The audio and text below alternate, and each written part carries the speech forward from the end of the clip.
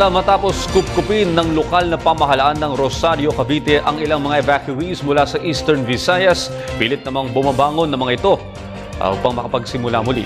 Tumutulong din ang lokal na pamahalaan na magkaroon ng pabahay at trabaho ang mga ito. Para sa detalye, balita mo kami, Alvin Baltasar. Makalipas ang isang linggo, muling binalikan ng PTV News Team ang Isla Bonito sa Rosario, Cavite, kung saan nakakakuha ng kalinga ang ilang mga biktima ng Yolanda. Dito sinisikap ng mga nasalanta na bumangon para muling makapagsimula matapos na mawala sa kanila ang buhayan, kabahayan at ang pinakamasakit, mga mahal sa buhay. Isa na rito ang pamilya ni Leilani Desta mula sa Tacloban na ni sa hinagap ay hindi inaasahang darating ang napakalaking dagok sa kanilang buhay. Patay sa nagdaang kalamidad ang kanyang ama, habang 5 sa kanyang mga kapatid ay hindi pa rin nakikita. Gusto ko lang din talaga maka-recover din siya kasi nahawa din ako sa kanya. Saan umuwi ang lakas niya? Yung kung sino po yung nakakausap ko na nagpapalakas ng loob sa akin, kahit sino lang ba, yung kahit kunti-kunti na mailabas yung nasa loob mo.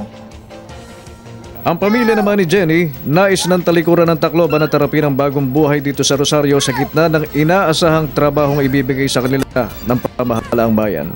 Anong plano mo, Ate Jenny? Makahanap ng trabaho para makaano ng mga bata. Kasi kariman sila mga farmers doon wala man tayong bukid dito.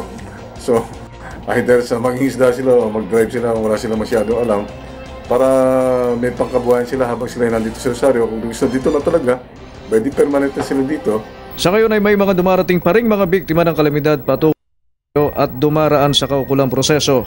Kasunod ito ng balaki ng pamahalaang bayan na gawa na ng permanenteng tahanan ng mga nasalanta na kung tutuusin ayon kay Mayor Reca Frente ay kaya rin gawin ng iba pang syudad at bayan para makalinga ang mga biktima.